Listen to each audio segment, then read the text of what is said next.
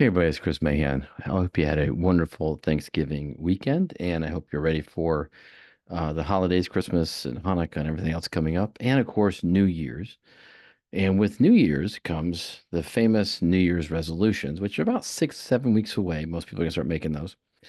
And one of the things I want to encourage parents and coaches and teachers and basically any adult that is in charge of young people, grandparents even, siblings even, if you have young people that you are in charge of, that you are looking out for, that look up to you, I encourage you this year to make it a point to encourage them, to support them.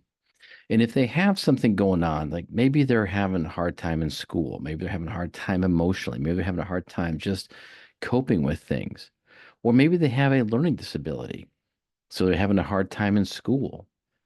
I want you to take some time to think about and reflect on what your words mean to them. And what I mean by that is everything you say to a young person, because they look up to you, means something. It has a great meaning to them. It resonates with them. It builds something in them, or in many cases, it breaks them down. And I say this out of experience. I've talked about this many times, but I think it warrants another conversation because we are going into a new year and we're about halfway through this school year. So if you've got a young person that's having a hard time in school right now, now is the time to kind of turn that around.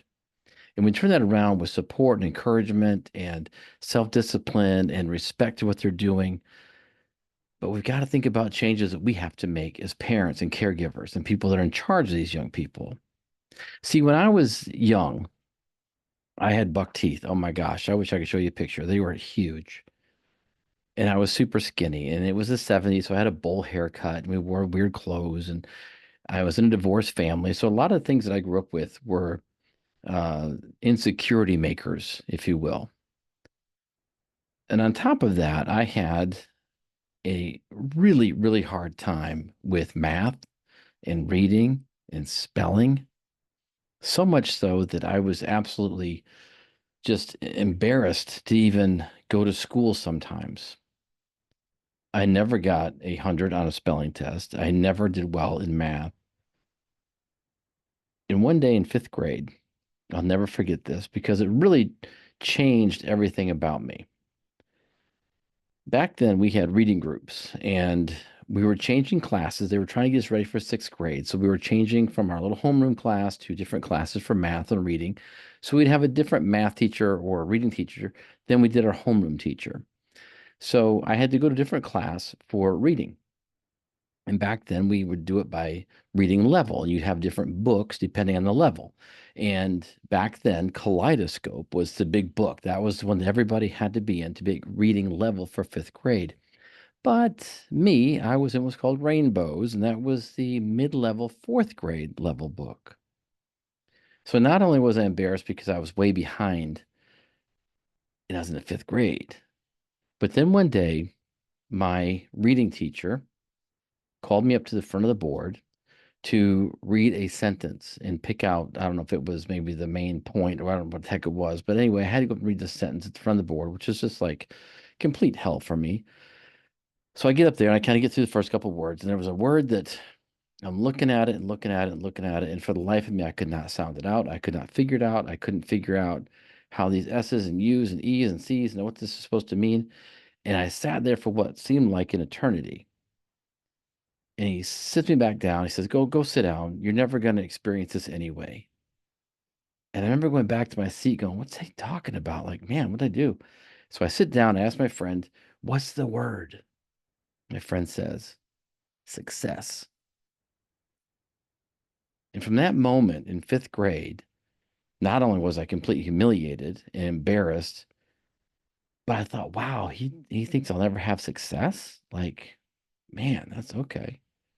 And that stuck with me. That planted a small seed. I talk about this all the time when it comes to small seeds and how we fertilize those through our behaviors and thoughts and how we let that grow. And maybe sometimes that can be a great bearer of good fruit. Sometimes it can be a really prickly, bush. And for me, it was a huge prickly bush because it made me think of all these negative things from one grade to the next, I got passed on and passed on and passed on. But with each grade, I get further and further behind.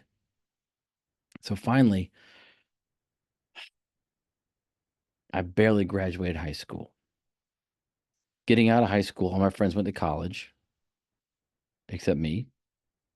I was trying to figure things out, and I couldn't figure out life. And I finally got moving, but in the back of my mind, every time something good would happen, I'd think, "Oh, I'm not going to have success. I can't do that." Because what else people told me was, "Chris, you'll never go to college. You'll never have anything. You'll never do anything." And I thought, "Wow, what do they know that I don't know? Like, what is going on with me?" And as I got to my 20s, I got into working in film and TV. And I was told never do that. And then after 9 years of working in film as a crew person, I started my own company, which is people said, you'll never do that. No one's ever going to hire you. You didn't go to film school. You didn't go to advertising school. Why would someone hire you? Well, they did. Then I said, okay, well, never win an award, which I won several, which are right here over my shoulder. And then I always want to be a writer. So I would start writing movie scripts, but then I'd finish before it was done. I'd quit because I'd sabotage myself. I thought, well, what? I'm not good enough. And I would write all these scripts right to the end. I'd quit. So I started writing TV commercials. TV commercials were quick, they were short, they were easy. People said, you'll never get a commercial on national television. Well, I did. And that same commercial ended up on this DVD, Benji Off the Leash. Not the greatest movie in the world, but my commercial is on this DVD. And Angelica Houston did the voiceover. It's a black and white collie. It was for the Humane Society of the United States. It's on that DVD. So when that happened, I said, well, shoot, I want to win some more stuff. So I started winning more stuff. Then we started winning more awards. And then as I got older, I wanted to write books. People said, no one's going to listen to you. You're not going to write a book. You can, dude, you failed 11th grade English. I did. I failed 11th grade English. I had to take summer school to get into my senior year. That's how bad it was. But then I ended up writing this book, working in the film industry. People said, oh, well, you're not going to do any more. So you wrote a book. And I said, okay, well, then I wrote this book. Okay. On parenting leadership. And I talk about a lot of this stuff in this book. And I say this not to brag about what I've done. I say this because I want you to understand that your words matter to your kids. When you tell them that they're not going to be successful, or you tell them that no one's going to want them, or they're never going to achieve something. In today's world, kids are missing an important element called grit, something in my day we had to have. You had to have this innate ability to overcome. Even when things were hard, even when the obstacles were totally against you, you had to find a way as a kid to do this. So not only to have the learning disability, but I had the big buck teeth, and I had no one to really believe in me academically. And then during COVID, this crazy thing happened. I took this online adult dyslexia quiz and I scored 8 out of the 10 markers. And I was like, holy crap, this is it. This is what it is. I'm not crazy. I'm not stupid. My brain just works differently. But even through all that, I was able to do all these things, right? I got to thinking,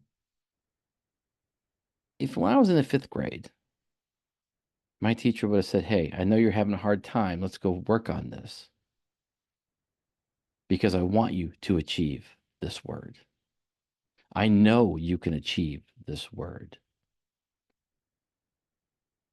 And if I'd had the right encouragement and the right support academically, how many more books could I have written? How many more awards could I have won? And again, these are just accolades and things, but for someone who was told you will never have, you will never do. And the really funny thing is, when I went back to college, I ended up with a 3.7 GPA. I ended up on the dean's list twice, the president's list twice, and I got invited to 3 honor society organizations for psychology. Same brain, same person, different scenario. And it really killed me to think where could I be in life if when I was told something differently at 10 or 11 years old by someone that I looked up to? This is why when I tell people words matter, I'm telling you from experience, they matter. If your kid right now is having trouble in school midway through, sit them down, ask them what's happening. What can I do to help you? Don't use you statements. You never do this. You never fit, you never get an A and you're never doing your homework. Don't do that. You statements, how statements, why statements, those all put the person in a corner. You want to use I statements. I want to help you. I know you can do this. I see potential in you. How can we do this? I didn't have that. And I fought for it and I wanted it as a kid desperately. So again, I wonder, where could I be today if 40 some odd years ago things would have been said differently to me? Think about that as you're going into this year. Make it a pledge to yourself to make it better for your son or daughter, or your grandchild, or your niece, or your nephew, or your little brother, or your big brother, whoever is in your life. The young people today need this. They need support. They need encouragement. They want leadership.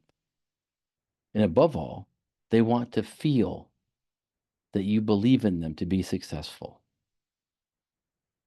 I know you can do it. If you have any questions, reach out to me at leadyourteen@gmail.com. Leave a post here on YouTube. I'll be happy to help you. I'll be happy to send you a copy for free, a digital copy of this book. I'll be happy to send you a digital copy of this book. It's how to work in the film industry without going to film school, but it's packed full of information to help young people get a job, regardless of what industry they go into. Like, here's something on goal setting. I don't know if you can see that or not. There's a little goal setting chart. We do SWOT analysis in here, all kinds of stuff. In this book, we talk about communication. We talk about um, the emotional iceberg. We talk about so many things in this book. The law of effect. Okay, I don't know if you can see that right there. Chapter 8, the law of effect.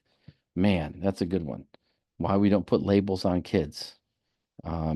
Just change is going to happen. Right there it is, chapter 7. Change is going to happen. Are you prepared for it? There's so much in these books I'd love to share with you, and I will send it out to you for free if you just do something for me, and then it's changed the way you talk to your kids. It'll make a lifetime of difference. All right. You guys have a great night. I hope to see you real soon. Check me out on Spotify, Lead Your Teen podcast on Spotify, and right here on YouTube. Share it. Please get it out there. I'd love to hear from you guys. Leadyourteen@gmail.com. My name is Chris Mahan. You guys have a wonderful week. Talk to you later.